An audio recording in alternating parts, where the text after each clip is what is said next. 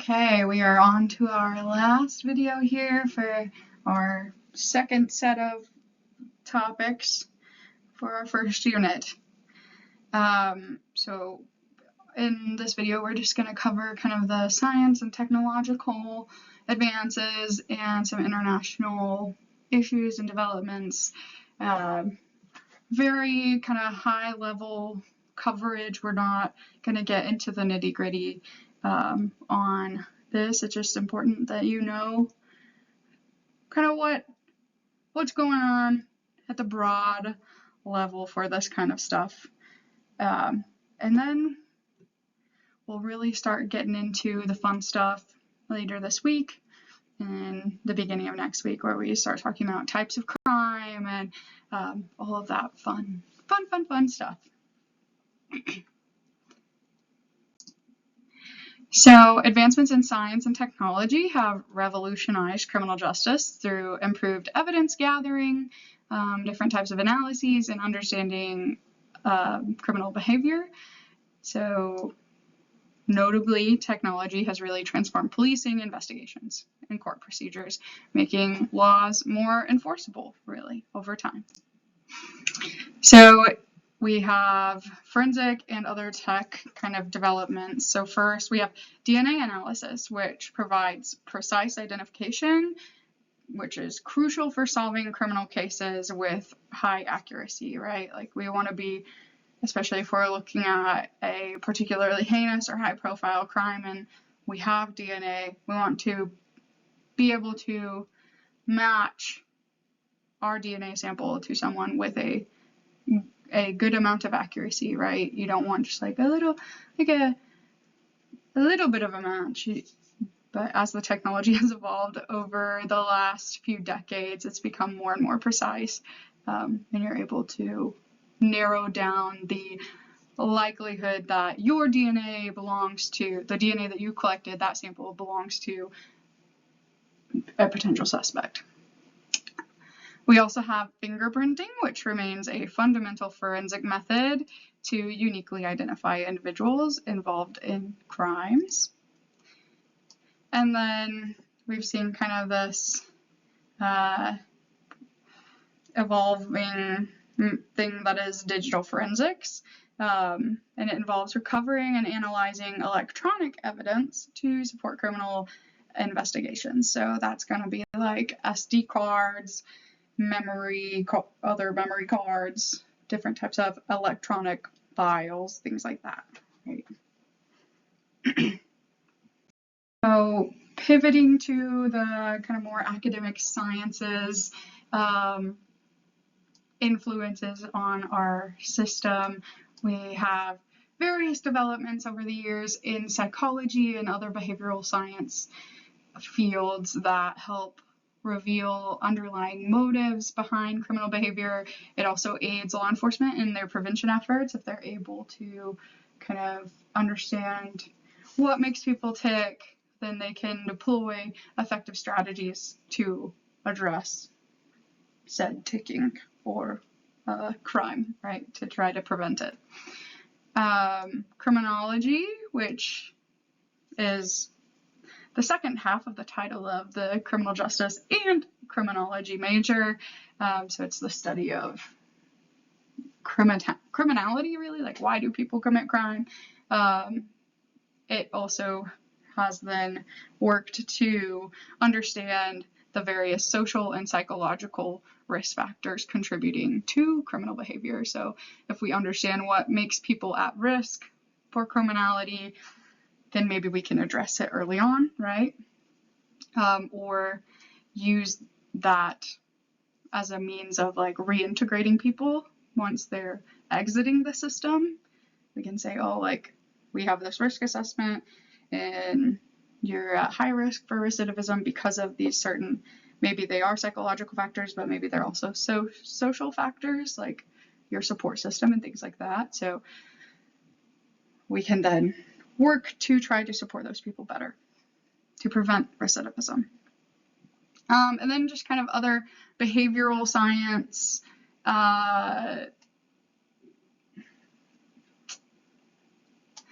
discoveries, movement in the field, both in terms of like psychology, criminology, social work, all of those types of things help to inform effective rehabilitation strategies for reducing recidivism in justice systems, which hit on there with that identifying risk factors thing, right? So ultimately, we want to know why people do crime so that we can either prevent it or treat it, right? We want to be able to intervene. If we are intervening by distributing some sort of punishment, okay, but then we need to also work to prevent it from happening again, right? And that's kind of the idea here. Okay, turning now to our international perspectives. So legal systems vary globally and are influenced by culture, history, and governance, with international organizations working to promote cooperation and harmonization among all of these different systems, right? So examining different legal traditions reveals diverse approaches to justice, procedural rulings, and the role of judges and juries across countries. Legal systems worldwide reflect unique traditions influencing justice delivery and legal processes. Countries follow distinct procedural rules shaping court proceedings and case management, and the involvement and authority of judges and juries differ significantly across legal systems. So I'm sure at some point in time you've read about, like, in Norway, their system is far more rehabilitative than what we see in the United States, right? And there are other approaches to the different parts of what we call the criminal justice system, right? So in some countries, to become a police officer, you basically have to get your bachelor's degree in it, right? Like, you're in the academy for years before you become a police officer. There are police officers or organizations that are like, they have a federal policing, not like the FBI, but like their police are a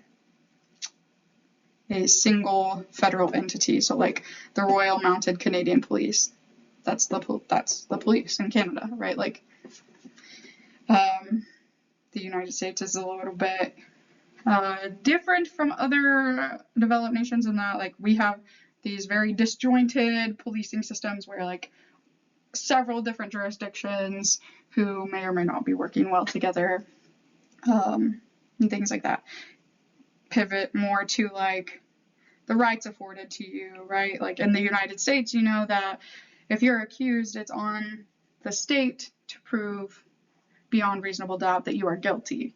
In other systems in the world, it might be the opposite, where you have to prove that you are innocent, right? So that's just kind of the way that things have evolved, the way that it was written here, versus other places, and what their traditions or values led to. So international kind of institutions like the International Criminal Courts and the United Nations play key roles in addressing transnational crimes and ensuring international legal standards are upheld. The International Criminal Court prosecutes individuals for crimes against humanity and ensures accountability on a global scale. So think back to those Nuremberg trials, which we mentioned in the first video of this kind of series. It was kind of founded in response to that.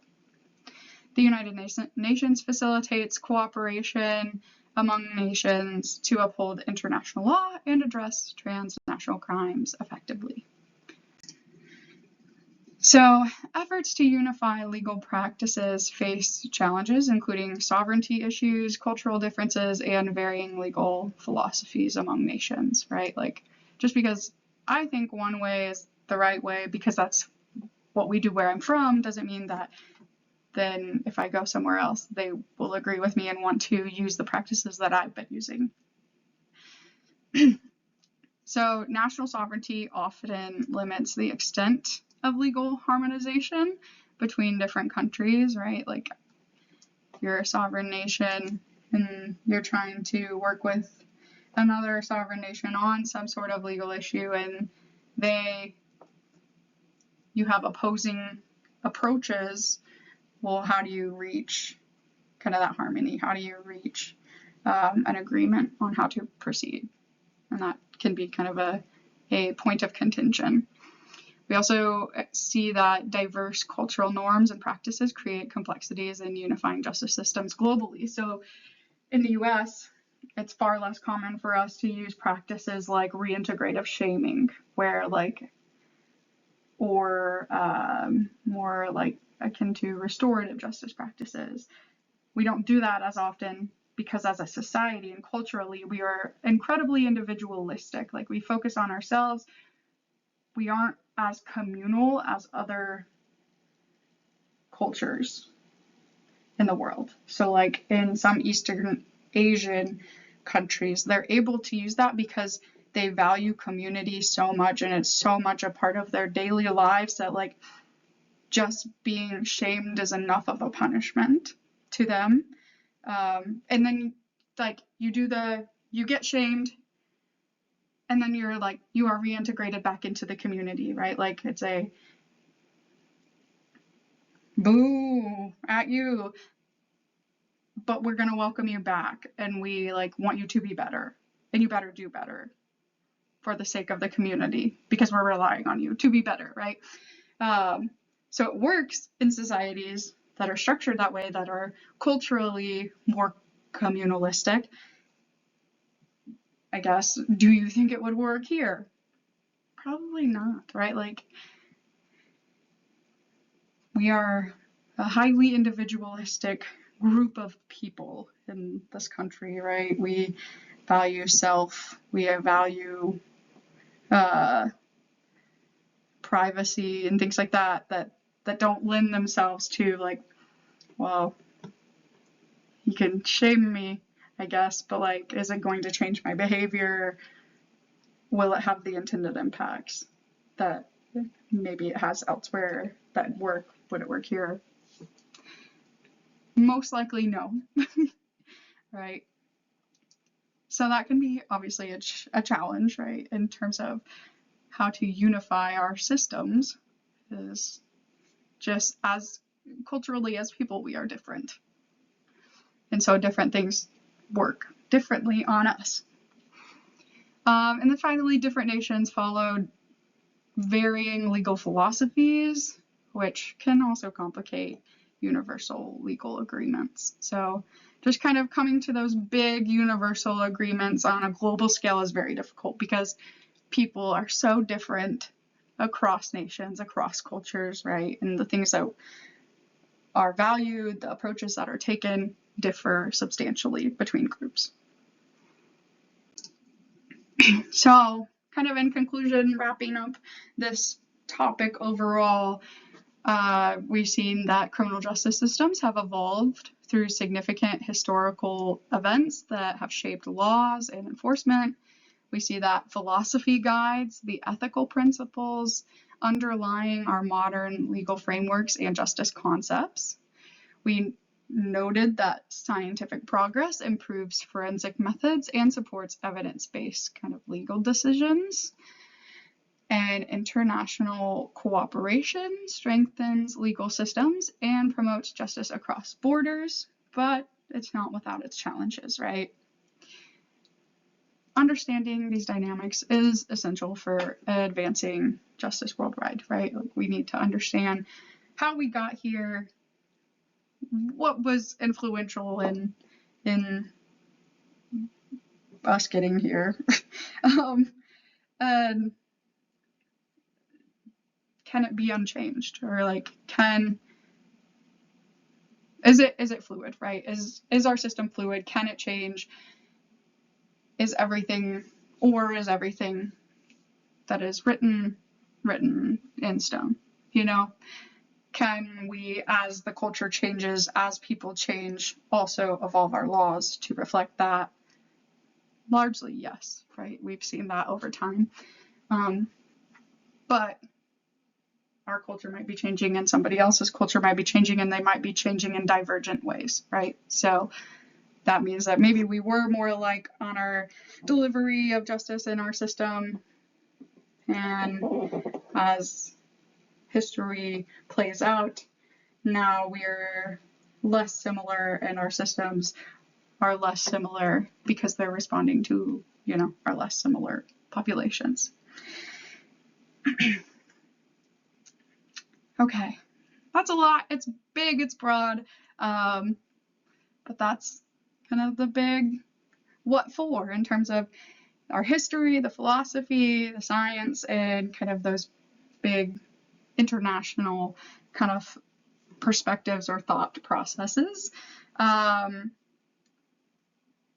up on our next set of our next topics are going to be the types of crime. So we're going to get into like violent crime versus property crime, and then all of the other funky special crimes.